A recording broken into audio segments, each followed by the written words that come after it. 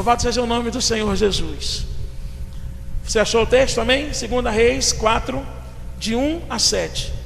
O texto diz assim: certa mulher, das mulheres dos discípulos dos profetas, clamou a Eliseu dizendo: meu marido, seu servo, morreu, e tu sabes que ele temia ao Senhor. É chegado o credor para levar os meus 2 filhos para lhe serem escravos. Eliseu lhe perguntou: que te hei de fazer? Dize-me que é o que tens em casa. Ela respondeu: tua serva não tem nada em casa, senão uma botija de azeite. Então disse ele: vai, pede emprestadas vasilhas a todos os teus vizinhos, vasilhas vazias, não poucas. Então entra e fecha a porta sobre ti e sobre teus filhos, e deita o azeite em todas aquelas vasilhas. Põe a parte a que estiver cheia. Partiu, pois, e fechou a porta sobre si e sobre seus filhos. Estes lhe chegavam as vasilhas e elas enchia. Cheias as vasilhas, disse ela a um dos filhos: chega-me aqui mais uma vasilha.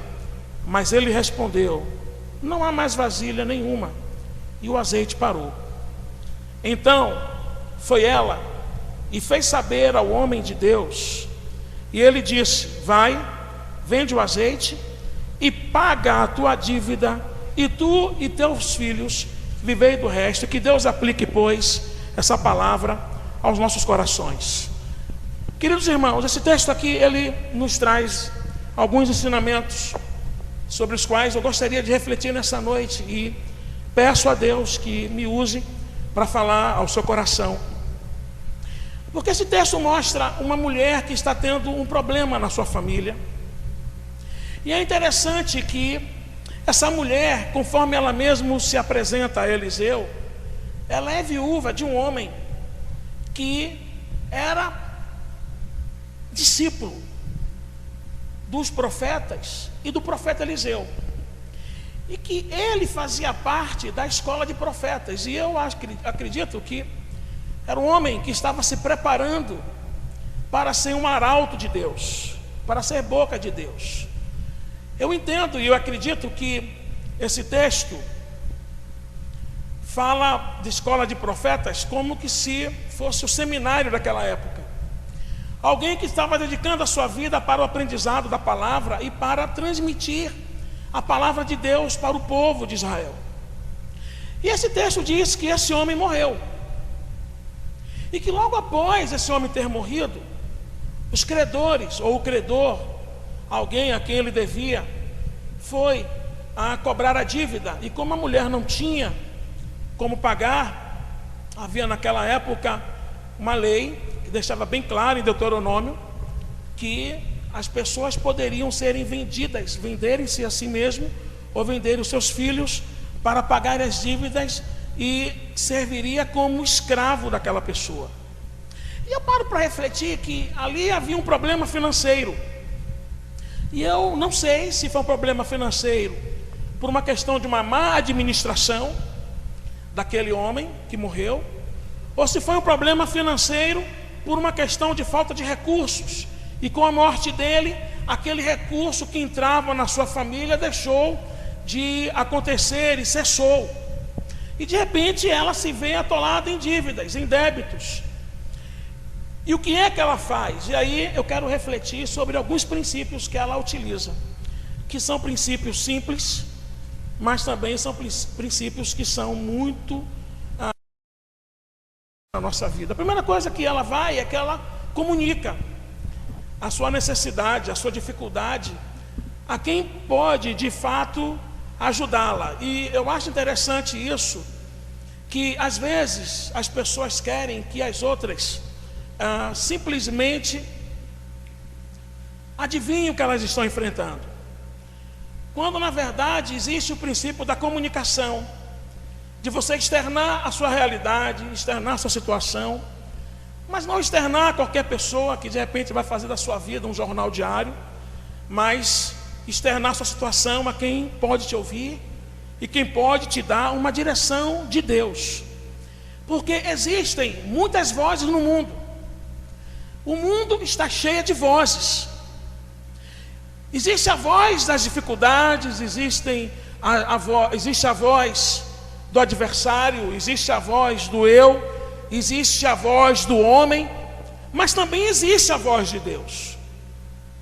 E Deus constitui próximo a nós pessoas que podem ser voz dele para a nossa vida, nos trazendo direção. E essa mulher, ela reconhece esse princípio, porque ela vai ao profeta Eliseu e diz: meu marido, teu servo é morto, e tu sabes, melhor dizendo, que ele temia a Deus. E o credor, profeta Eliseu, está lá na minha casa e quer levar meus 2 filhos para serem escravos para pagar essa dívida. E como é importante você saber a quem recorrer na hora da sua dificuldade. Como é importante você saber identificar aquelas pessoas que Deus colocou sobre a sua vida para serem direcionadores da vontade de Deus para você. Existe esse princípio. Deus, ele coloca pessoas sobre nós. E Deus coloca essas pessoas para que nos oriente, para que nos ajude. E geralmente essas pessoas, elas têm uma direção, uma visão mais ampla da situação. E que elas podem, instruídas por Deus, nos orientar no que dizer. Então a primeira coisa que eu deixo bem claro aqui é a necessidade de você saber a quem recorrer na hora do aperto. Isso é uma coisa que a gente ignora. A gente ignora muito isso. A gente está passando pela dificuldade, a gente pega o telefone, conversa com um, conversa com o outro, papapá. A gente expõe assim a nossa vida de uma forma, sabe, muito escrachada. E a gente não procura quem de fato pode nos orientar, porque às vezes tem pessoas que vão fazer com que a sua situação piore. E que você receba uma palavra que não é a palavra que Deus tem para a sua vida e para aquela situação que você está enfrentando. Aí digamos que você liga para alguém que está passando por uma situação pior do que a sua. Aí essa pessoa vai dizer para você o seguinte: é verdade, querido. Fazer o quê, né? A vida é assim mesmo. Venda teus filhos mesmo. Deixa eles irem lá. Ao menos é uma saída. Você, entendeu? Vai saber que com a venda dos seus filhos, você vai ter a sua dívida quitada. Já pensou se aquela mulher ouvisse alguém que falasse isso para ela? Mas essa é a questão. Saber ouvir, mas saber a quem ouvir. E por que é que ela vai até Eliseu? Porque ela reconhecia Eliseu. Essa é a grande questão. Tem pessoas que não vão às outras por falta de reconhecimento. E a falta de reconhecimento é um roubo na nossa vida. Quando você não tem a lei do reconhecimento, você se perde. Você é roubado. Você, muitas vezes, por ignorar questões importantes para você, você é roubado porque segue pessoas a quem você nunca deveria ter ido buscar conselhos. Aí a segunda coisa que eu aprendo aqui é que eu vou chamar aqui da doutrina da insuficiência. Porque quando Eliseu ouve, ele diz assim: o que é que eu vou fazer por você? Me diga, o que é que você tem em casa? Repare bem em que aspecto está a resposta que ela dá para Eliseu. Ela diz: eu não tenho nada senão uma botija de azeite. O que ela quer dizer é o seguinte: não tem nada lá em casa. Tem lá uma botijazinha lá de azeite, mas isso diante do débito que eu tenho é o quê? Ela quis dizer isso para Eliseu. Porque ela poderia dizer assim: não, profeta, eu tenho uma botija de azeite, e é isso que eu estou pensando aqui. em falar com o Senhor para ver se aquele azeite multiplica. Ela não estava pensando nisso. Ao contrário, ela despreza aquilo que ela tem, porque ela olha para aquilo que ela tem e diz assim: isso é insuficiente. E aí eu paro para pensar nisso que eu chamo de doutrina da insuficiência. Por quê? Porque a Bíblia ela fala muito sobre essa questão. Primeiro, a insuficiência nossa. Paulo diz lá em 1 Coríntios capítulo 1 que Deus, Ele chamou as coisas que não são, olha a insuficiência aí, para confundir as coisas que são, e chamou as coisas loucas desse mundo para confundir as sábias. Aí ele diz assim, ele está construindo o que eu posso chamar de o pensamento dele a partir dessa ideia de que ele diz assim: irmãos, Deus não tem chamado para servi-lo pessoas de nobre nascimento, mas pessoas fracas e simples. Porque Deus ele tem esse princípio de pegar aquilo que é insuficiente para fazer dessa coisa insuficiente grandes coisas. Aí eu paro para pensar nessa doutrina da insuficiência, não só no que diz respeito a nós como pessoa, mas aquilo que nós também possuímos. Observe bem, Jesus, ele está ali com mais de 5.000 homens, e você sabe que onde há um homem, geralmente há 3 ou 4 mulheres, porque o número de mulheres é maior, e há também crianças. Então Jesus, eu acredito que para testar a fé e provar a fé dos seus discípulos, perguntam assim: nós não vamos despedir esse povo com fome, o que é que temos aí para dar para esse povo? Senhor, mas é muita gente. Aí aparecem 2 discípulos e dizem assim: Senhor, tem aqui uma criança que tem 5 peixes, não é isso? 5 pães e 2 peixinhos. Me lembrei daquela música. Mas o que é isso diante de tanta gente? Aí essa é a questão: o que é o que eu tenho e o que é o que eu sou diante de tão grande desafio? O que é isso diante de tanta gente, Jesus? Aí ele pega e diz assim: divida em grupos e vá entregando e distribuindo. O que acontece? Todos comem, são saciados, e aí Jesus Cristo diz assim: agora junte o resto, para que nós possamos guardá-lo. Deu 12 cestos. Depois a mesma coisa acontece quando ele multiplica o pão para mais 4.000 pessoas. Ele pega aquilo que é insuficiente, porque Deus, para realizar algo na nossa vida, Ele não precisa, irmãos, de que nós sejamos suficientes para tal coisa. Mas para Deus realizar algo na nossa vida, Ele só precisa que aquilo que é insuficiente em nós esteja nas mãos dEle, para que Ele possa fazer o milagre, para que Ele possa operar o milagre. Se Deus está chamando você para algo, pastor, eu sou insuficiente, graças a Deus por isso, porque Deus vai pegar você como alguém insuficiente, vai derramar sobre você a graça dEle, para que você, com a graça dEle, se torne alguém suficiente, porque o único autossuficiente é Deus. Mas se aquilo que eu tenho e que é pouco estiver nas mãos do Senhor, Ele vai usar para a glória do nome dEle. O problema é que às vezes nem mesmo a nossa insuficiência está disponível nas mãos de Deus. E aí eu aprendo que quando nós somos insuficientes, mas a nossa insuficiência é lançada nas mãos de Deus, aquilo gera vida, aquilo vira vida. Aquilo que é insuficiente e que está, sabe, aos nossos olhos como algo pequeno, como algo incapaz, ou como algo que não vai resolver nada, Deus transforma em vida. Observe bem Moisés. Deus chama Moisés para ser o libertador do povo de Israel. E quando Deus está conversando com Moisés, Deus pergunta assim para ele: Moisés, o que é isso que você tem na mão? Porque primeiro Moisés perguntou assim: Deus, mas como é que eu vou livrar esse povo? Não sei falar direito, não tenho poder nenhum. Aí Deus unge Moisés. Não, você vai colocar Arão para ser como você é para mim. Ou seja, você vai ser a minha boca e Arão vai ser a sua boca.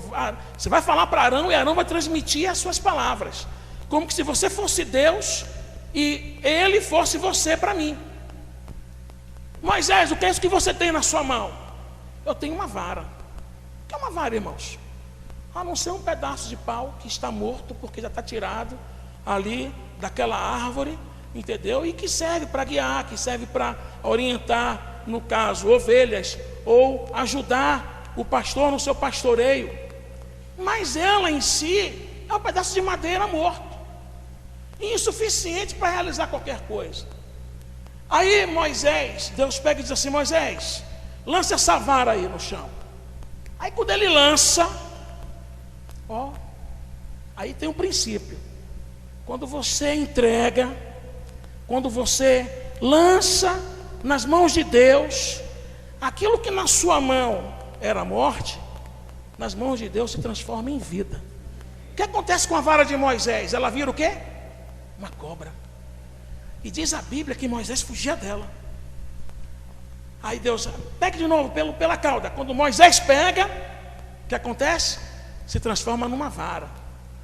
Quando você lê o livro de Êxodo, aquilo que é chamado de vara de Moisés passa a ser, a partir de Êxodo 4, vara de Deus. Por quê? Porque ali não é mais vara de Moisés, é vara de Deus nas mãos de Moisés. E ali ia dar para ele o quê? Autoridade e suficiência. Então essa mulher me mostra isso, porque ela só tem uma botija de azeite. E humanamente falando, irmãos, para que é que serve uma botija de azeite? A não ser para fazer mais um bolo, comer e esperar a provisão de Deus, seja lá como é que ela vai vir. Mas ele pega e diz assim: querida, vá para casa, pegue todas as vasilhas emprestadas que você puder com seus vizinhos, depois volte para sua casa, feche a porta da sua casa sobre você e sobre seus filhos, porque você vai ver o milagre de Deus. Irmãos, se você quer ver o milagre de Deus, coloque nas mãos dele, mesmo que seja o pouco, mesmo que seja o quase nada que você tem. E o que é que você vai ver? Você vai ver que a sua insuficiência nas mãos de Deus tornar-se-á insuficiência para a glória e a honra do nosso Deus. Aí eu paro para pensar como às vezes a gente se debate com pequenas coisas. Quando eu paro para ver a história de homens como Pedro. Quem era Pedro? Um pescador grossão, um cara que, se você for analisar Pedro, a seguinte epístola de Pedro, ela quase não é canonizada. Porque Pedro, ele que escreve essa segunda carta com os punhos dele, em uma frase só, Pedro coloca o aramaico, o hebraico e algumas coisas em grego, daquela forma rústica. Porque a primeira carta de Pedro, que foi uma carta mais elitizada, mais estilosa, é escrita por Silvano, que nós conhecemos como Silas, aquele que foi o parceiro de Paulo. E na segunda carta é Pedro mesmo escrevendo ali, do próprio punho dele, todo errado. Mas onde eu quero chegar com isso? Eu quero chegar com isso que Deus, Ele quando escolhe pessoas para a sua obra, eu não sou contra você estudar, eu estudo, eu leio muito. Eu não sou contra você ser um autodidata, não estou dizendo que você não deve se preparar. Mas eu digo para você o seguinte: quando Deus escolhe alguém para fazer a sua obra, Ele não vê anel que está no dedo, Ele não vê as formações teológicas da pessoa. Ele chama aqueles que vão crer e vão se lançar e vão entregar a Ele o pouco que tem, para que a partir desse pouco que tem, Deus faça grandes coisas. E você tem que entender isso. Se Deus estiver fazendo algo através de você, não limite Deus, mas se lance. Claro, pastor, mas eu não posso estudar? Claro, você tem que estudar, se aperfeiçoar. Mas Deus, Ele vai te chamar mesmo com a sua limitação, e vai usar você com a sua limitação, e vai fazer com que você entenda que a glória é dele, não é sua. Aquela mulher entra na sua casa, ela pega todas as vasilhas possíveis, e ela está ali se lançando, e aquele azeite que era pouco, nas mãos de Deus, ele se transforma em muito. Mas por que também isso acontece? Porque ela obedeceu. Tem crente que quer ser abençoado e não quer obedecer. Porque o nosso grande problema hoje é encontrar pessoas que obedeçam, que se submetam. O crente hoje, ele não quer saber de olhar para alguém superior, um ancião, um pastor, e seguir a direção daquele pastor, daquele ancião. E eu vejo que esse milagre acontece porque ela faz exatamente como Eliseu mandou que ela fizesse. E aí eu associo essa passagem ao primeiro milagre que Jesus efetuou em Caná da Galileia. O que é que Maria fala para os servos da festa? Antes de Jesus ordená-los a encher as metretas com água, ela olha para os conservos e diz assim: fazei tudo conforme ele vos mandar. Então há uma ligação entre obediência e milagre, entre submissão e milagre, entre obediência e bênção. Há uma ligação, irmãos, porque ela faz exatamente conforme ele mandou. E isso significa o seguinte: que Deus ama quem obedece. Estar debaixo da autoridade de alguém não é estar debaixo de um jugo pesado, olha, ao contrário, é estar debaixo de um jugo abençoador. Porque nem todo jugo é ruim. Jesus Cristo mesmo disse: tomai sobre vós o meu jugo e aprendei de mim, que sou manso e humilde de coração. Existem alguns jugos que Jesus quer que nós coloquemos em nossas costas, e um deles é o jugo, sabe, do princípio da submissão, da obediência. Observe que o Salmo 91 diz que aquela pessoa que diz: o Senhor é o Altíssimo, aquela pessoa que descansa sobre a Onipotente, existe uma promessa sobre ela. E a promessa se encontra assim: 1000 cairão ao teu lado, 10.000 à tua direita, mas tu não serás atingido. Por quê? Porque essa pessoa está debaixo das asas do Senhor, está descansando à sombra do Onipotente, à sombra do Altíssimo. E descansar à sombra do Altíssimo significa o quê? Significa estar debaixo de uma submissão. É a partir desse princípio que vem a bênção. É a partir desse princípio que vem o milagre. E eu aprendo isso com essa mulher. Está passando por um momento terrível. Ela poderia dizer assim: mas o que é que tem a ver? Que loucura, rapaz. Esse Eliseu é um louco mesmo. Eu vou lá, falando com ele da minha dificuldade. Eu estou achando que ele vai juntar os profetas e que ele vai fazer uma vaquinha para arrumar dinheiro, até porque o meu marido era servo dele, ele conhecia, e aí pagar a dívida. Ele manda eu pegar primeiro emprestado. Eu vou pegar para os meus vizinhos vasilhas emprestadas. Imagine se ela fosse uma mulher orgulhosa, daquelas que não quer precisar de ninguém, que não depende de ninguém, que é autossuficiente. Eu vou pegar vasilha na mão de vizinho, para vizinho ficar falando mal de mim, ficar dizendo: olha, a vizinha fulana veio aqui e pediu vasilhas para mim. Eu vou fazer nada disso. Imagine, irmãos, se aquela mulher, ela ficasse assim: que cara louco, eu vou pegar um azeite, uma batida de azeite e vou encher. Eu não vou fazer isso não, que loucura. Isso é loucura. Uma pessoa que é obediente, ela segue uma orientação, mesmo que essa orientação lhe pareça loucura. A bênção de Deus se encontra na obediência. se encontra em você seguir uma orientação que lhe foi dada, mesmo que essa orientação pareça para você uma loucura. E essa mulher não deixou nascer no coração dela a dúvida. Ela simplesmente foi. Como Naamã, com o próprio Eliseu, se torna um cara resistente. Ele acha que Eliseu vai sair porque ele era o capitão do exército sírio, um cara fantástico, um grande general de guerra. E ele acha que Eliseu ia sair para dizer: "Oh, Naamã, você vê que honra, meu querido, recebê-lo aqui, entre aqui nos meus aposentos", porque Naamã era um cara pomposo, era um cara que estava com muito dinheiro. Naamã, o Eliseu chega e diz assim para o moço dele: "Olha, diga para ele dar 7 mergulhos lá no Rio Jordão, 7, não é 6, não são 5, nem são 8, são 7. Aí Naamã fica revoltado. E às vezes acontece isso com a gente cria uma expectativa. A expectativa não é suprida, a gente fica com revolta no coração. Aí Naamã sai reclamando: "Mas lá na Síria não tem rios mais puros, bonitos, que eu poderia ir me banhar?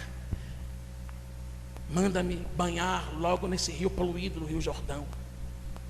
Aí o servo dele chega e diz assim: "Mas meu senhor, o senhor veio de tão longe, custa o senhor obedecer, vamos ver o que é que dá, meu senhor."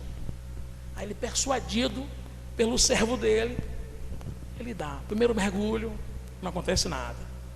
Segundo mergulho, não acontece nada. E eu fico imaginando Naamã: "Mas, meu Deus, que loucura, dá mergulho nesse rio sujo." Terceiro mergulho e nada. Quarto mergulho e nada acontece. Quinto mergulho, sexto mergulho. Já pensou se ele tivesse parado no sexto mergulho? O que tinha acontecido com Naamã? Já pensou se aquela mulher tivesse dito assim: "Que nada, eu vou botar azeite nenhum, em vasilha nenhuma, esse cara é louco, olha filho, não deu." Fui lá falar com o profeta, mas o profeta é louco.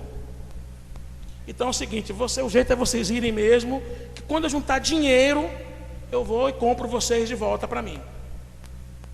Aí Naamã, no sétimo mergulho, a Bíblia diz o quê? Que ele se levanta limpo, com pele de bebê. Aleluia. Obediência. A bênção está na obediência. Deus não chamou ninguém autossuficiente. E para Deus muitas vezes provar se você é autossuficiente ou não, vai fazer com que você obedeça a coisas loucas, só para que você veja que você não é nada. Quem é Ele? É Ele que é. Isso é interessante, irmãos, porque quando você obedece, quando você diz assim: "Poxa, isso não tem sentido, mas eu vou fazer", o que é que está acontecendo em você? Você está agindo por fé. Não tem lógica, mas eu vou acreditar, eu vou obedecer, eu vou fazer. A palavra está dizendo isso, eu vou seguir. Por quê? Porque Deus, Ele nem sempre Ele caminha pela lógica das coisas. E tem coisas que com Deus é só pela fé mesmo. E tem coisas que até para compreender é pela fé. Como é que eu vou compreender, a não ser se for pela fé, que um homem esteve 3 dias na barriga de um grande peixe? Como é que eu vou compreender, a não ser se for pela fé, que uma jumenta falou com um profeta? Como é que eu vou acreditar, como é que eu vou compreender, a não ser pela fé, que uma cobra conversou com uma mulher e ofereceu para ela um fruto? Então tem coisas que a lógica fica um pouco de lado e a fé entra. E é justamente nisso, porque a sua fé vai te fazer seguir aquilo ali. Aquela mulher está ali, ela vai, o profeta mandou, eu vou fechar a porta, filho, vem cá. Aí o trabalho de unidade. Porque quando você está num problema com alguém, e que esse alguém está junto com você coeso, para resolver aquela situação, ali vem a bênção de Deus também. Salmo 133 diz: "Ó, quão bom e agradável é viverem unidos os irmãos. É como um óleo precioso que desce sobre a barba de Arão.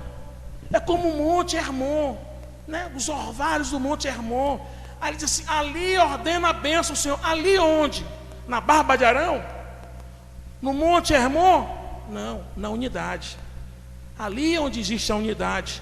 E ali ela e os 2 filhos estão juntos nisso, dentro de casa, portas trancadas, porque tem coisas que só pertencem a nós e a Deus. Tem coisas que só pertencem a nós e a Deus, a nossa intimidade e a Deus. E ali ele tranca a porta para que ninguém veja o que é que está acontecendo, porque tem coisas que não interessam da sua vida para ninguém. E aí ela começa, aí ela pega a primeira vasilha, eu fico imaginando, e ela está vendo aquela única botijazinha de azeite enchendo a panelona, e ela começa, aleluia, é isso mesmo, ele estava certo. Aí passa para lá uma outra vasilha, aí vem, enche, aleluia, glória a Deus. Eu fico imaginando a fé daquela mulher em ebulição, crescendo, as coisas acontecendo, só porque ela seguiu princípios que nós precisamos seguir, nós seguimos. Ouvir quem se deve ouvir, entregar a insuficiência diante de Deus e obedecer uma ordem, uma direção dada. Aí é que vem o milagre. Aleluia, glória a Deus. E aí olha só o que acontece com o texto. O texto diz que o azeite só parou quando acabaram-se as vasilhas. Irmão, se aquela mulher tivesse 10.000 vasilhas, ela teria se transformado numa microempresária do azeite. Ela sairia do estágio de alguém em débito para se tornar uma empresária. Ela chega para o filho e diz assim: manda mais vasilha aí, menino. Ela está cheia de fé já, a coisa está acontecendo. Mãe, acabou. Aí o azeite cessou. Existe um derramar de Deus para mim e para você. Mas para esse derramar acontecer, nós temos que estar vazios. O azeite de Deus, ele para derramar na nossa vida, eu tenho que estar vazio, eu tenho que ser insuficiente, irmão. No momento que eu começar a me achar que eu sou suficiente, e que eu vou estar a um passo de querer achar que eu sou autossuficiente, o azeite vai cessar. E quando o azeite cessa o milagre. Ainda bem que o que aconteceu foi que terminou as vasilhas, porque talvez ela não tivesse pego muito mais, ou porque talvez não tivesse mais vasilhas para serem emprestadas a ela. Mas o importante é saber que tem coisas que, enquanto nós nos esvaziamos, Deus continua jorrando. Ó. Esse é o problema. Quando nós somos como vasilhas vazias diante de Deus, Senhor, eu quero mais de Ti. Ó. Porque quem é que recebe mais de Deus? Os inconformados, os que querem, os que desejam. Para esses Deus derrama. Mas os que se acham, os que acham que já sabem, que já podem e que não precisam de mais nada, para esses é aquilo que Maria no cântico ela exalta. Ela diz assim: despediu vazios os soberbos, mas alimentou os famintos.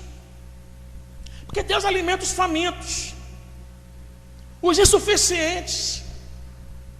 Eu estava assistindo uma vez uma matéria sobre o efeito borboleta. Eu assisti esse filme, eu achei fantástico o primeiro filme, Efeito Borboleta. E eu fui pesquisando e vi algo sobre efeito borboleta. Aí perguntaram para um geólogo o seguinte: mas será que com a tecnologia que nós temos hoje, não tem como antecipar ou até mesmo impedir de que furacões aconteçam em lugares como Massachusetts, lá nos Estados Unidos, Arizona, tudo mais? Ele falou assim: isso é um pouco difícil de prever, porque qualquer coisa pequena do outro lado do continente pode fazer com que se transforme aqui em um tufão. Então você não tem como prever. Ele falou assim: eu vou dar um exemplo muito claro disso, que borboletas pequenas juntas voando lá no sul da África podem ser causadoras de grandes tufões lá nos Estados Unidos. Vai entender um negócio desse? Aí ele disse assim: isso nós chamamos de efeito borboleta. Agora observe bem: borboletas pequenas juntas fazendo o farfalhar das asas, criando o vento, que vão ser levados e transformados em tufões e furacões nos Estados Unidos. Imagine uma coisa: eu e você juntos, com a nossa insuficiência, mas dependentes de Deus e entregues totalmente a Deus. O que Deus não fará através das nossas vidas? O que Deus não irá fazer através da sua vida, se a sua insuficiência estiver nas mãos do Deus autossuficiente, para fazer da sua insuficiência a suficiência que Ele precisa para operar milagres na vida das pessoas. Então a minha oração é que nessa noite nós possamos aprender esses princípios com essa mulher. Procurar quem de fato pode e deve nos ouvir,